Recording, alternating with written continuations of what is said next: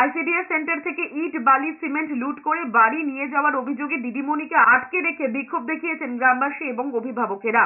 ঘটনায় উত্তেজনা ছড়িয়েছে দক্ষিণ 24 পরগনার পাথর প্রতিমার অচিন্তনগর পঞ্চায়েতের কেপলট গঙ্গার ঘাট এলাকায়। গ্রামবাসীদের অভিযোগ, আইসিডিএস সেন্টারের শিক্ষিকা সাবিত্রী জানা গত কয়েক মাস আগে স্কুলে একটি সরকারি নলকূপ বসে। ওই নলকূপের সিমেন্টের প্ল্যাটফর্ম করার জন্য কাজ হয়, তার ইট বালি সিমেন্ট বেশি হয়, সেগুলি রাস্তা তৈরি করার জন্য রাখা হয়েছিল, কিন্তু সাবিত্রী জানা কাউকে না জানিয়েই সেগুলি বাড়ি নিয়ে চলে যায়। এরপরেই এই নিয়ে বিক্ষোভ দেখাতে থাকেন গ্রামবাসীরা। তাদের দাবি, স্কুলের একটি কমিটি রয়েছে, তাদেরকেও জানানো হয়নি। তবে পার্বতী জানার দাবি, ইট বালি সিমেন্টগুলি কন্ট্রাক্টরের কাছ থেকে তিনি কিনে নিয়েছেন। খবর পেয়ে ঘটনাস্থলে পাথর প্রতিমা থানার পুলিশ পৌঁছে পরিস্থিতি নিয়ন্ত্রণে আনে। ইটটা নেই, দিদি তুমি ইটটা নিয়ে গেছো কেন?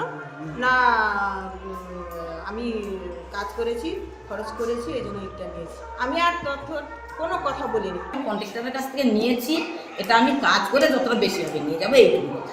কি আগে গেছে আমরা জানি না, তারপরে ইটও গেছে, বিকালবেলা ভ্যানে ভর্তি করে ইট নিয়ে চলে গেছে, কাউকে বলে না যে ইট হচ্ছে এখান থেকে যে নিয়ে যাবে। সুস্থ থাকতে কে না চায়, কিন্তু দিনের পর দিন সুস্থ থাকতে চাইলেও যেন সুস্থ থাকা আর হয়ে উঠছে না। কারণ বিভিন্ন জায়গা থেকে সুস্থ হয়ে যাবেন এমন প্রতিশ্রুতি পেলেও মেলেনি কোনো সুরাহা। আপনি ভাবছেন কোথায় যাবেন, কিভাবে সুস্থ থাকবেন, এমন নানা প্রশ্নের সম্মুখীন হচ্ছেন।